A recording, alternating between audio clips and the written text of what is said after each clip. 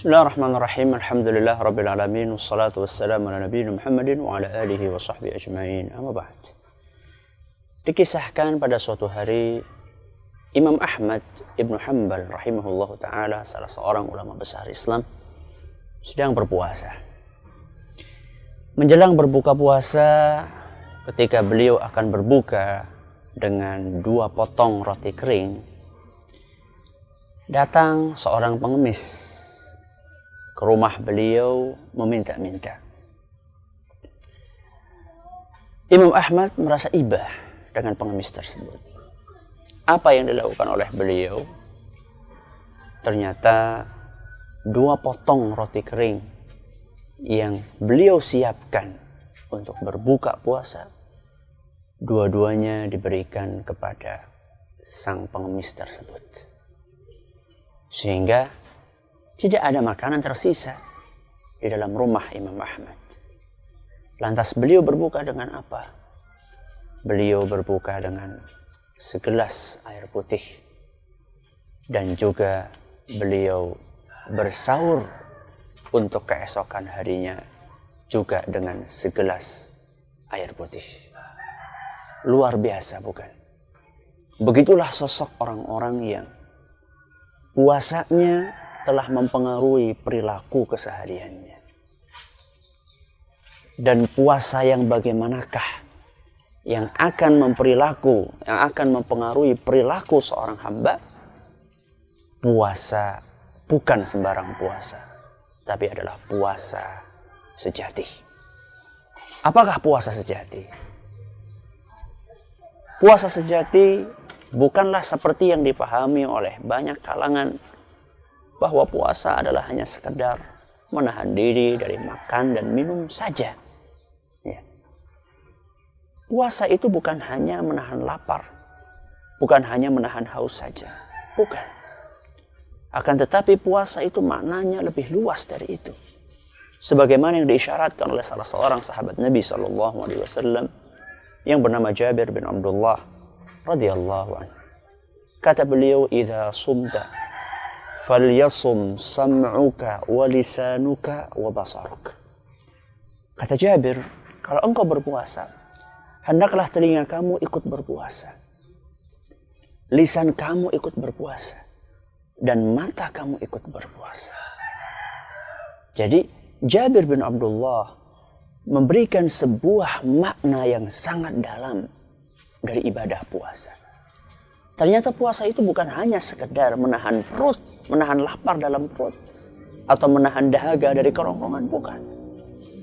Tapi beliau menjelaskan bahwasanya puasa itu adalah juga puasa telinga, puasa itu juga puasa mata, puasa itu juga puasa lisan. Apa itu puasa mata, Ustaz? Puasa mata tentunya adalah puasa menjaga mata ini supaya tidak melihat hal-hal yang diharamkan oleh Allah Subhanahu wa ta'ala. Demi mengamalkan firman Allah Subhanahu wa ta'ala, "Qul lil mu'minina yaghuddu min absarihim wa yahfadhu furujahum." Katakanlah, wahai Muhammad, kepada kaum mukminin agar mereka menundukkan pandangan mata mereka dan menjaga kemaluannya. Sama juga Allah Subhanahu wa ta'ala berkata kepada kaum mukminat, "Wa qul lil mu'minati yaghuddna min absarihinna wa yahfadhna furujahunna." Katakanlah, wahai Muhammad, kepada kaum mukminat, hendaklah mereka senantiasa menundukkan pandangan mereka dan menjaga kemaluannya. Jadi di dalam ayat ini Allah Subhanahu wa ta'ala menjelaskan kepada kita bahwa mata ini pergunakanlah untuk sesuatu yang tidak dimurkai oleh Allah. Maka kita sangat heran dengan perilaku sebagian orang yang berpuasa ketika sore harinya atau bahkan pagi harinya, dan biasanya ini sore harinya, mereka kongko-kongko, kemudian katanya ngabuburit dan seterusnya di jalan-jalan. Pandangan matanya tidak dijaga, padahal dia lagi berpuasa. Lalu terus puasanya puasa apa? Apakah puasanya itu hanya sekedar puasa perut saja? Tidak. Mata juga diperintahkan untuk berpuasa. Inilah puasa yang sejati. Tidak cukup hanya mata kita yang diperintahkan untuk puasa. Lisan kita juga diperintahkan untuk puasa. Puasa lisan maksudnya adalah menggunakan lisan ini dalam hal-hal yang diridhoi oleh Allah Subhanahu wa ta'ala. Kalau misalnya tidak bisa untuk mengucapkan kata-kata yang baik, maka diam. Kata Nabi SAW, "Man kana yu'minu billahi wal yawmil akhir, falyaqul khairan aw liyasmut." Kata Nabi SAW, barang siapa yang beriman kepada Allah dan hari akhir, hendaklah dia berkata baik. Kalau tidak bisa berkata baik, maka kata Nabi SAW, diam. Inilah puasa, puasa lisan. Ya, aneh sekali, orang yang berpuasa, tapi masih saja dia suka menggunjing orang lain. Dia masih saja suka berbohong kepada orang lain.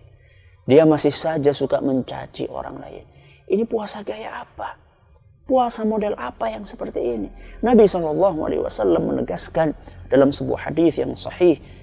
Kata Nabi SAW, "Man lam yada' qawla zuri wal amala bihi falaysa lillahi hajatun fi an yada'a ta'amahu wa syarabahu." Kata Nabi SAW, orang yang berpuasa, kemudian dia tidak meninggalkan perkataan dusta dan perbuatannya, falaysa lillahi hajatun fi an yada'a ta'amahu wa syarabahu. Allah itu tidak butuh dengan puasa dia, subhanallah. Ya.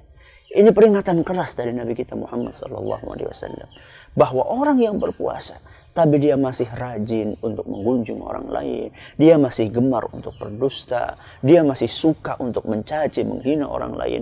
Orang-orang yang seperti ini puasanya tidak dibutuhkan, alias na'udzubillah min dzalik, bisa sampai taraf tidak diterima oleh Allah Subhanahu wa taala seandainya dia tidak memenuhi syarat-syarat dan rukun-rukunnya puasa. Na'udzubillah min dzalik. Inilah puasanya lisan. Terus apa puasanya telinga, Ustaz? Puasanya telinga adalah sama. Kita berusaha untuk tidak memasukkan sesuatu ke dalam telinga kita, kecuali sesuatu itu adalah sesuatu yang baik.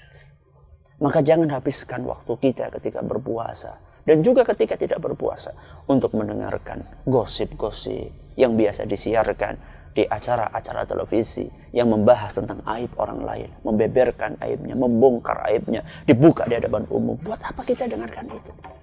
Jangan kita habiskan waktu siang kita untuk mendengarkan hal-hal yang tidak baik, mendengarkan nyanyian, mendengarkan dangdut, mendengarkan seriosa, mendengarkan keroncong dan seterusnya, gendingan kalau orang Jawa.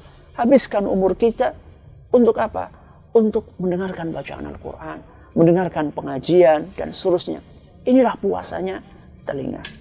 Maka puasa sejati adalah orang yang telah berpuasa bukan hanya perutnya saja, tapi orang yang berpuasa dengan telinganya dia berpuasa, matanya dia berpuasa, lisannya dia berpuasa, bahkan seluruh anggota tubuhnya ikut berpuasa. Tangannya ikut berpuasa, kakinya ikut berpuasa, hatinya ikut berpuasa. Tangannya tidak mengganggu orang lain, tidak menyalakan petasan yang bisa mengagetkan orang lain, mengganggu istirahat orang lain. Ya, itulah puasa yang hakiki, itulah puasa yang sejati.